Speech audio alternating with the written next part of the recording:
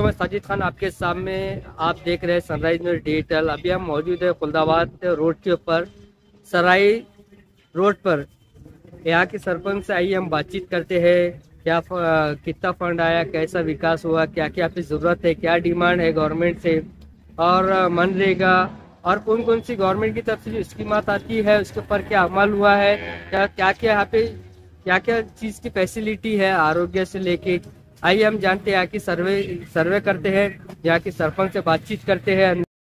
Sir, सराय सालूखेड़ा group ग्राम पंचायत के आप भी माजी सरपंच रह चुके हैं।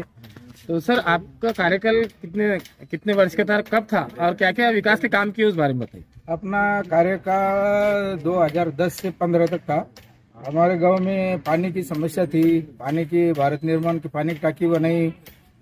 हमारा दो ग्रुप में है, सराई सालूखेड़ा।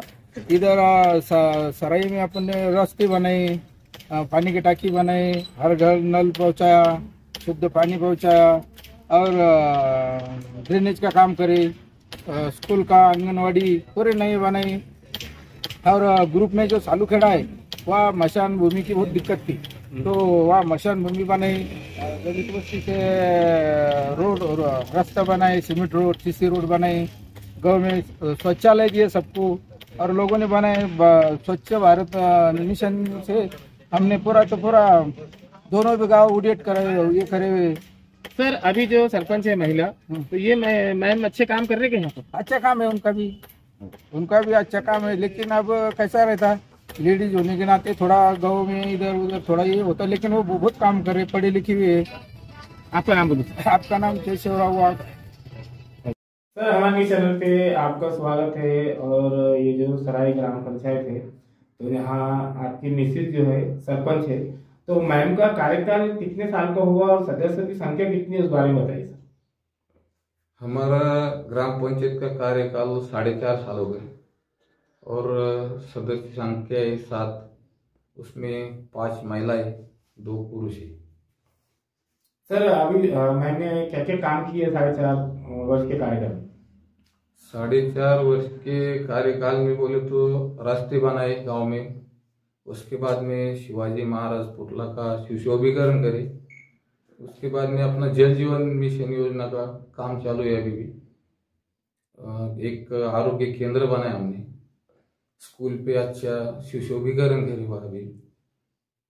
सर, गावात अशी कोणती मोठ्या समस्या आहे ज्याचं आतापर्यंत निवारण झाले नाही आणि तुम्ही शासनाकडून मागणी केलेली? हमारे गांव में बोले तो स्मशान भूमि की बहुत बड़ी समस्या है। समस्या ऐसी तो हम 4 साल से उसके पीछे लगे हुए हैं, लेकिन हमारे को रिजल्ट नहीं आया। एसडीएम को 10-15 बार गए, उनको पत्र व्यवहार करे, क्या हमारे गांव को स्मशान भूमि नहीं है, हम सरकारी जमीन में जगह मांग रहे उनको, तो नाही देऊ।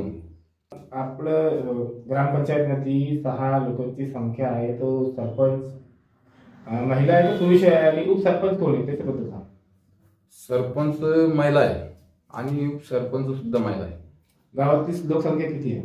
2011च्या जनगणनेनुसार 1100 होती आणि त्याच्यानंतर आता झाली असून 1500-1600 पर्यंत गेली असेल। सर, जे पंतप्रधान घरकुलची जी योजना आहे आतापर्यंत किती लोकांना लाभ मिळाले? आता आमच्या कार्यकाळामध्ये दलित वस्तीला 25-30 लोकांना मिळाला असेल, कारण की आमच्या गावातली दलित वस्ती छोटी आहे, जवळपास 100% झाले ते। आणि ओपनचा विषय राहिला तर ओपनची आता 50 घरकुल चालू आहे।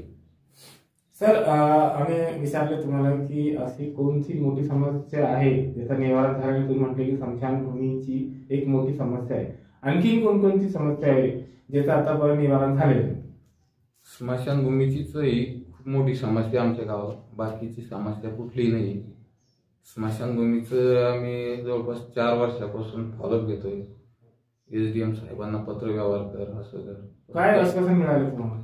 त्यांनी एकच सांगितलं का समोर जे गावातील एक व्यक्तीने अर्ज केला तिथं का बाबा इथं असं होईल, इथं चिंगारी उडाली, इथं फॉरेस्टची जळू शकते, तर आमचा गट क्रमांक 64 मध्ये भरपूर जागा आहे, 17 हेक्टर जागा आहे जवळपास, तर तिथं आम्ही 20 आर जमिनीची मागणी केली होती।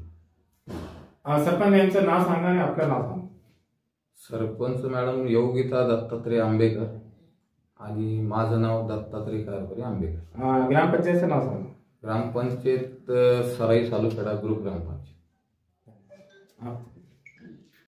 सर आपण ग्रामपंचायत सराई मध्ये आपण आहे इथे, तर आपली पोस्ट काय आहे आणि कितक्या वर्षापासून आपण कार्यरत आहे सर? माझं पद आहे संगणक परिचालक. मी 3 वर्षापासून इथे काम करत आहे. तर काय काम असते आपले?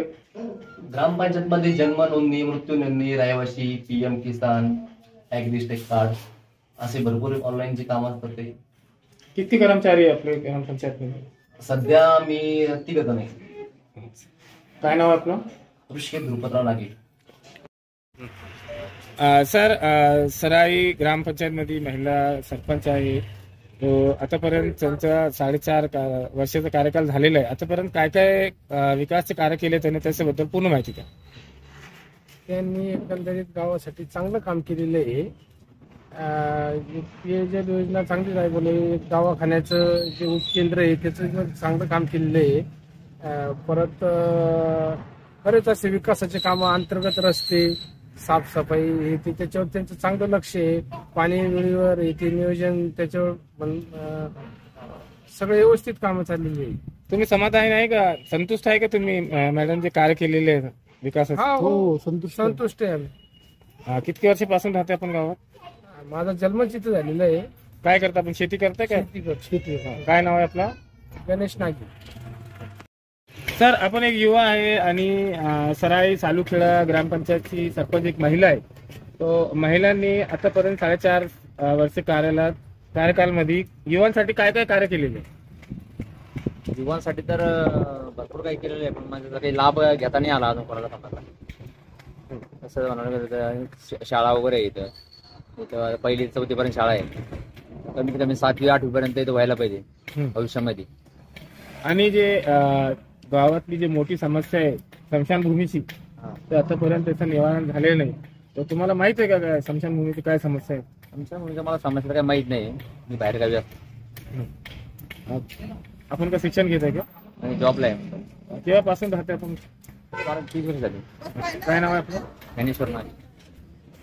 सराई सालुखेडा तालुका खुलदाबाद नदी हे जे सरपंच आहे महिला आहे, तो महिला कसं काम करते सरपंच मॅम? चांगलं काम करते. चांगलं. काय काय विकासाचं काम केलंय त्याने आतापर्यंत? आतापर्यंत केलं, मंदिर केलं, केलं, रोडची केली. आणि जे घरकुलची स्कीम आहे आणि मनरेगाची तुम्हाला लाभ मिळाले का? हा, काही तुम्ही काय शेती करता का? नाही. हा, शेतीच करतो. किती वर्षापासून राहता तुम्ही? जमाना झाला मला. काय नाव आहे आपलं? दादाला पाडळे.